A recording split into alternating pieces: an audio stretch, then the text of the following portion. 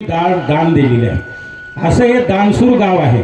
खरोखरच या गावाला पूर्वीपासून एक निष्ठ गाव आहे। कलियुगामध्ये फक्त नामस्मरण आणि अन्नदान या दोनच गोष्टीला महत्त्व आहे।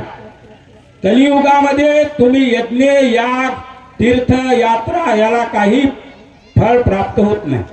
फक्त हे आपल्या डोळ्याचे पारणे फिरण्यासाठी आपण तीर्थयात्रेला जाऊ नये असा माझा उद्देश नाही, पण घरीच बसून त्याचं जर प्रत्येक आपण क्षणाक्षणाला चिंतन केलं। निज आत्मबोध ग्रंथ म्हणजे काय? सतत ज्याप्रमाणे समुद्राची धार खंडत नाही, नदीची धार खंडत नाही, नदीची धार जरी खंडली असेल तर समुद्राची धार कधी खंडत नाही, समुद्र कधी फुटत नाही आणि फुटला तर तो आवरत नाही। त्याचप्रमाणे आपण एका समर्थाचे लेकर आहोत। आता ज्ञानेश्वर भारती महाराजांना अभंग घेतला। मी आज सातारीमध्ये 11 वाजता आलो होतो। सद्गुरु सारखा असता पाठीराखा इतराची रेखा कोण करी, राजियाची कांता काय भीक मागे मनाची योगे सिद्धी पावे। आपण सद्गुरूचे लेकर आहोत, एका राजाचे लेकर आहोत आणि राजे म्हणजे 81 कोटी 1.25 लक्ष वरी 10 दैवता। याच्या सर्वाचा गुरु कोण आहे? दत्तमालक आहे आणि त्या दत्तमालकाचे आपण चेले आहोत। दत्तमालकाचे आपल्याला जो काय आपण ज्याला त्यागाचं वस्त्र ज्याच्या अंगामध्ये आहे, हा संप्रदायामध्ये त्यागाचा संप्रदाय आहे। दत्त संप्रदाय म्हणजे असा संप्रदाय नाही की तो त्यागाचा संप्रदाय। ज्यानं काम क्रोध मद मच्छर दम अहंकार षडीकाराला ज्याला मर्दन केले, असे होऊन आम्ही अंगाला राख लावून संन्यास होऊन जगाच्या कल्याणा संतांच्या विभूती देह कष्टविती परोपकारी या जगाच्या कल्याणासाठी दत्त महाराजांना करता योगी तीर्थायोगी द्वापारी कलियुगामध्ये 4 युगामध्ये 4 अवतार घेतले। कशासाठी? या जीवाचं माया मर्दन माया मधून जो जीव मुक्त करण्यासाठी। जीवन मुक्त ग्रंथकाला जीवाला कशी मुक्ती मिळते म्हणून 128 अक्षराचं आपलं नाम आहे। 7 अक्षराचे अक्षर आपले 128 होतात आणि 128 अक्षर म्हणजे या जीवाचा उद्धार करण्यासाठी फक्त दत्त महाराजांनाच अवतार घेतला। बाकीचे अवतार आले, अवतार येतील कोट्याने कोटी, पण ते कार्यासाठी येतील, पण जीवाचं बंधन सोडण्यासाठी दत्तमालकच आले असं या कविकर्त्याचं म्हणणं आहे। चला। मूर्खानाम बृहस्पती मरे तयासी आत्मा मनती, मानवासी नाव ठेविती देवाचे जैसे पै। जसे बृहस्पती म्हणजे सर्व देवाचा गुरु। हे कसा झाला? खलवीत आताच आमच्या दिगीच्या महाराजांना सांगितलं। आपण म्हणतो पण तसं वागत नाही। सुखा दुखाला धावून येता आता का वो धरली आडी, आता का वो धरली आडी की माझी आरजी ऐका थोडी। खोटा मी अपराधी देवा बंडाळशी मोठा, परमार्थ सोडून प्रपंच केला आला मुदलामध्ये तोटा। नफा तोटा कसा ओळखावा तो गुरुमुखाने कळेल, देव सोडून दैवत पूजता पहिलीच पायरी आडी। बिना लिखाची चौसृष्टीवर बेरीज देता रडेल, ज्याच्या पाशी शिखा धन्याचा तोच अमरशिडीवर चढेल। अमरशिडीवर चढण्यासाठी एका देवाची भक्ती करण्यासाठी करावं लागते। मी आधी सुरुवातीला तुम्हाला सांगितलं, सोमवार आला की महादेव, मंगळवार आला की देवी, बुधवार आला की दत्त महाराज, गुरुवार आला की गजानन महाराज, शुक्रवार आली की संतोषी माता, शनिवार आला की मारुती, रविवार आला की अजून कोणता तरी देवी। अशा प्रमाणे वाढ बदलला म्हणजे आपण बदलायचं नाही। आपल्याला हा शेवटचा नरदे आला आणि गुरु महाराजांना तुम्हाला खरोखरच समर्थाची करावी चाकरी, चाकऱ्याची फिकर समर्थ करी, भरवसा नाही आपल्या अंतरी अधम पापी जीव। आनंद नावाचा शिका आपल्या कपाळावर बसलेला आहे। आपल्या कर्णपोटी तुम्ही एकनामी झालेले आहात। पर सिद्धांतामध्ये सांगितलं आहे 81 कोटी 1.25 लक्ष वरी 10 दैवता, याच्यामध्ये कोणी दिसेना मोक्षाचा दाता।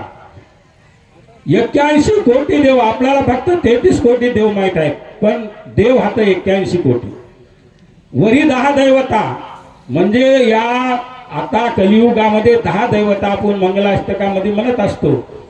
आता नवा कलंकी अवतार चालू आहे। आणि 10वा अवतार तर अजून शिल्लकच आहे. असे 10 अवतार आहेत. 81 कोटी वरे 10 दैवता. याच्यामध्ये फक्त दत्त महाराजच सगळ्याचे गुरु आहेत. 18 पुराणाच्या पोटी नामाविनं नाहीत गोष्टी.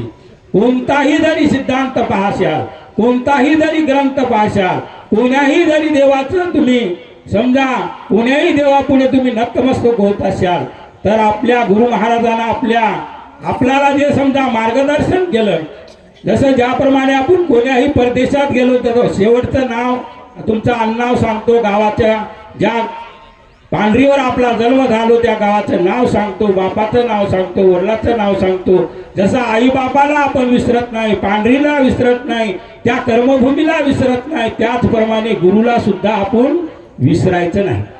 कारण कोण्याही देवी देवतापाशी जरी आपण नतमस्तक होत असेल तर देवदत्त म्हणून आपण त्याचं दर्शन घेतलं पाहिजे. अशीच आपण प्रत्येकच मनाला चालना गेली पाहिजे.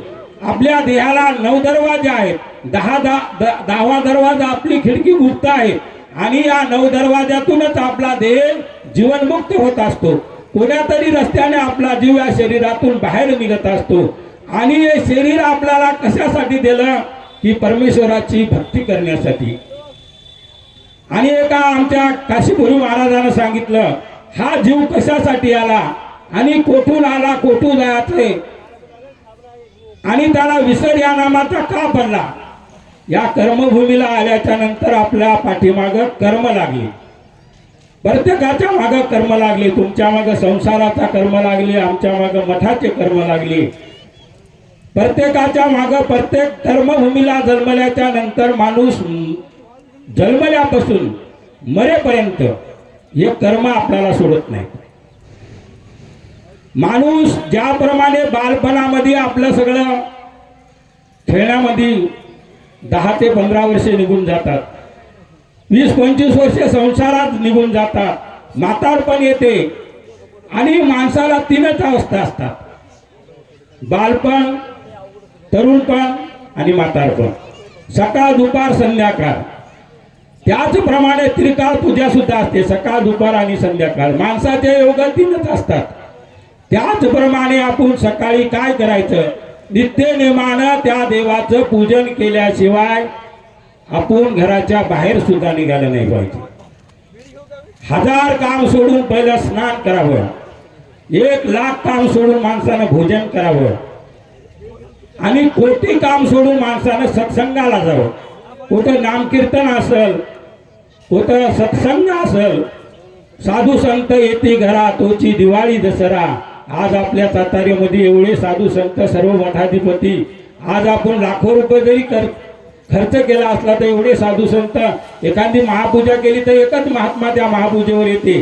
पण आज आपल्या गावामध्ये 40 ते 50 वेगवेगळ्या मठाचे मठाधिपती येथे विराजमान झाले. कशासाठी आले? या दत्तशिखरचे जे आमचे मधुसूदन भारती आहे त्यांच्या कृपा आशीर्वादाने आम्ही हा निजात्मबोध ग्रंथ गेल्या 5 वर्षाखाली आम्ही प्रकाशित केला आणि त्यांच्याच हाताने या ग्रंथाचं प्रकाशन केलं. आणि त्यांचे अनुयायी म्हणून इथं सियाराम भारती म्हणून आहेत. मी लहानपणापासून पाहतो की इथं दत्त मंदिर आहे. तुमच्या गावामध्ये 2 दत्त मंदिर आहेत, एक पुरी घराणा आहे आणि एक भारती घराणा आहे. पुरी घराण्याचं मारुतीच्या मंदिरापाशी एक मठ होता पूर्वीच्या काळात. आता पण तिथं कोणी राहत नाही. पहिले केशवपुरी महाराज राहत होते, आता कोणी राहत नाही. पण हे एक दत्त मंदिर आहे आणि लागलीच तुम्हाला नदीच्या पलीकडे आमची दिघी आहे. कारण त्या दिघीचेच खरे तुम्ही अनुयायी आहे. मी माझा जन्म दिघीला झाल्यामुळे माझे काही अनुयायी तर झाले, पण दिघीच्या नावाखाली झाले, बर्डीच्या नावाखाली झाले नाही. दिघीच्या नावाखाली माझे इथं शिष्य मंडळी झाले, बर्डीच्या नावाखाली झाली नाही. असं मला तरी वाटते. तुम्हाला काय वाटते ते तुम्ही जाणा. पण मला असं वाटते की आपल्या दिघीचेच महाराज होता, आपण याचे शिष्यमंडळी झाले पाहिजे, अशी एक तुमची भावना होती त्या काळात. चला.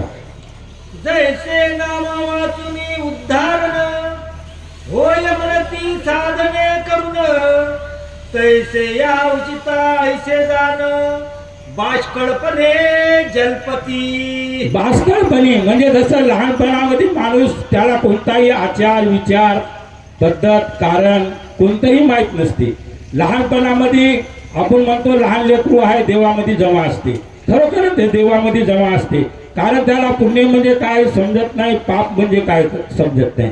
आपण जाणून बुजून जर आपण करविता झालेले आहात, हे जाणून बुजून जर आपण समजा व्यर्थ मार्गाने जात असाल, वा मार्गाने आपला पैसा जर खर्च होत असेल, तर त्यापैकी ज्याप्रमाणे दान करावे, दान करणाऱ्याला ग्रंथानं सांगलं दान करणाऱ्याला धन मिळते, म्हणून दान करायला शिका. दान करणाऱ्याला धन मिळते, तप करणाऱ्याला रूप मिळते, शील सांभाळायला इज्जत मिळते. भारतीय संस्कृतीमध्ये त्याग व पवित्रपणा याला फार मोठे स्थान आहे. केवळ पैसा, केवळ सत्ता याला भारतीय माणूस मान देत नाही. त्यामागे त्याग व पवित्रपणा पाहिजे. राजांच्या पालख्या कधी भारतीय माणसाने उचलल्या नाहीत, पण लाखो लोक संतांच्या पालख्या दरवर्षी घेऊन फिरतात. जनक राजा होता म्हणून नाही, तो ज्ञानी होता म्हणून त्यांचे नाव प्राप्त काळी. निव्वळ पैसा आणि सत्ताला कधी मान दिलेला नाही. तुम्ही केवढाही मोठा पुढारी असू द्या, त्याच्या किती त्याचे बंगले असू द्या, किती गाड्या असू द्या, विमानं असू द्या, घोड्या असू द्या, राण्या असू द्या, एवढा रावण होऊन गेला. रावणाचं समजा लंका सोन्याची होती. आपल्या घरात 2 अंगठ्या असल्या तर आपण हातामध्ये घालून मिरवतो, पण त्याची लंका सोन्याची होती. त्याला अभिमान नव्हता. अभिमान कशाचा होता? तो सगळ्या देवाचा एक हुशार माणूस होता. ब्राह्मण समाजाचा रावण होता आणि त्याला देवाच्या हाताने त्याचा मृत्यू व्हावा ह्या त्याची इच्छा होती. म्हणून त्याने सीतेचं सत्वहरण केलं आणि सीता पळून नेण्याचा म्हणजे फक्त रामायण घडवायचं होतं. देवाला रामायण घडवायचं होतं, रावणाला फक्त रामाच्या हाताने मुक्त व्हायचं होतं, म्हणून त्यांनी सीता पळवली.